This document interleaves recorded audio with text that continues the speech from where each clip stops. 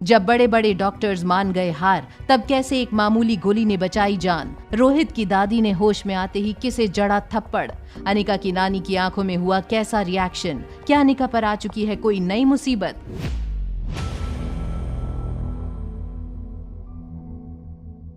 पंकज चाचा और आयुष कमरे में मौजूद पूरे मारवा खानदान को रोहित के खिलाफ भड़काना चाहते थे, जो रोहित के लिए हर फैसले की तारीफ करते थे। आज उन सबको रोहित की नीयत पर शक हुआ था। आखिर रोहित सच में अपने बेटे को बचाने के लिए इस हद तक गिर गया था? रोहित उठो और परिवार के लोगों के साथ बात करो। कह दो उन्हें कि ये सब झूठ है। तुमने जिस डॉक्टर को दादी माँ के ऑपरेशन के लिए चुना था, बता दो इन्हें कि वो डॉक्टर कौन है। आज पूरे देश की नजर हम पर है और मैं नहीं चाहता कि कंपनी की जिम्मेदारी अब किसी ऐसे इंसान के हाथ में रहे जो अपने और अपने बेटे के निजी फायदे के लिए कंपनी के उसूलों को और कंपनी के प्रिंसिपल्स को ताक पर रख दे। मारवा इंडस्ट्रीज के बोर्ड ऑफ डायरेक्टर्स और मेरे प्यारे फैमिली मेंबर्स, आप सब बस आज शाम तक यहीं रुक जाइए, क्योंकि आज शाम तक दादी माँ को होश आ जाएगा। रोहित की ये बात सुनते ही कमरे के लोग अचानक एकदम से शांत हो गए। पंकज और आयुष ये सुनकर हैरान हो गए। आप इतनी श्योरिटी से कैसे कह सकते हैं कि दादी माँ को शाम तक होश आ जाएगा? चलो ठीक है, हम सब यहाँ अपना अपना काम छोड़कर बैठ जाते हैं शाम तक। लेकिन क्या तुम भी ये मानोगे कि अगर माँ को शाम तक होश नहीं आया तो तुम आर्यन को मारवा खानदान से बेदखल कर दोगे और कंपनी के हेड की कुर्सी भी छोड़ दोगे? पंकज चाचा की ये बात सुनकर सबको शौक लगा था। कमरे की एक साइड में खड़ी डॉक्टर शालिनी ये सब कुछ सुन रही थी। डॉक्टर शालिनी ने टेबल पर पड़ा एक कांच का ग्लास उठाया और एक चम्मच से ग्लास को बजाते हुए सबसे कहा, एक खुशखबरी है, दादी माँ को होश आ गया है। डॉक्टर शालिनी की अनाउंसमेंट सुनते ही एक नर्स दादी माँ को व्हील चेयर में बाहर लेकर आई। दादी माँ जैसे ही बाहर हॉल में आई, पूरे परिवार को एक साथ देखकर वो खुश हो गईं। सभी लोग बारी बारी दादी माँ के पास आकर उन्हें मिलने लगे। पंकज और आयुष अब तक ये यकीन नहीं कर पा रहे थे। बाप बेटे ने एक दूसरे की तरफ देखा और अचानक अपने मुंह से टेंशन वाले एक्सप्रेशन हटाकर खुश होने की एक्टिंग करने लगे। दादी माँ, मैं और पापा बता नहीं सकते कि आज आपको ऐसे देखकर हमें कितनी खुशी हो रही है। माँ, भगवान का लाख लाख शुक्र है कि उस पागल बच्चे के अटैक से तुम बच गईं। पंकज के मुंह से ये बात सुनते ही दादी माँ का एक हाथ जोर से पंकज के गालों पर पड़ गया। थप्पड़ की आवाज इतनी ऊंची थी कि हॉल में मौजूद सभी लोग अपनी अपनी जगह पर खड़े हो गए। वो छोटा सा बच्चा मुझसे बहुत प्यार करता है। जब मैं सीढ़ियों से गिर रही थी तब वो मुझे बचाने की कोशिश कर रहा था, मगर उसके नन्हे शरीर में मुझे बचाने की ताकत नहीं थी। आर्यन पागल नहीं है।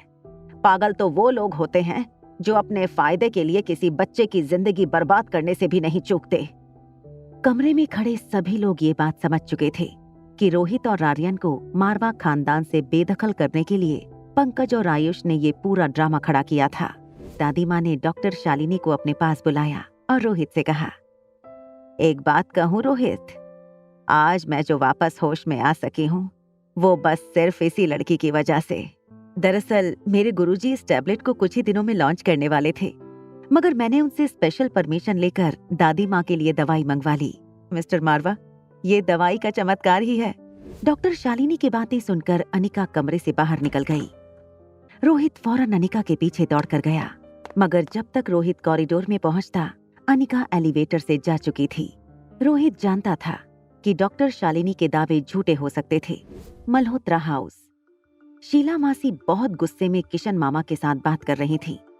उन्हें अभी अभी किसी ने फोन करके ये खबर दी थी कि मल्होत्रा फार्मेसी के सबसे बड़े कॉम्पिटिटर कल्याण शास्त्री की कंपनी शास्त्री आयुर्वेदा ने अमृत टैबलेट का ऐलान किया है। कुछ ही दिनों में वो एक साथ प्रोडक्शन डिस्ट्रीब्यूशन शुरू करेंगे। ये अमृत टैबलेट तो स्वाति ने बनाई थी। ये कल्याण शास्त्री कैसे क्लेम कर सकता है कि ये टैबलेट्स उसने बनाई है? ये सब स्वाति की गलती है।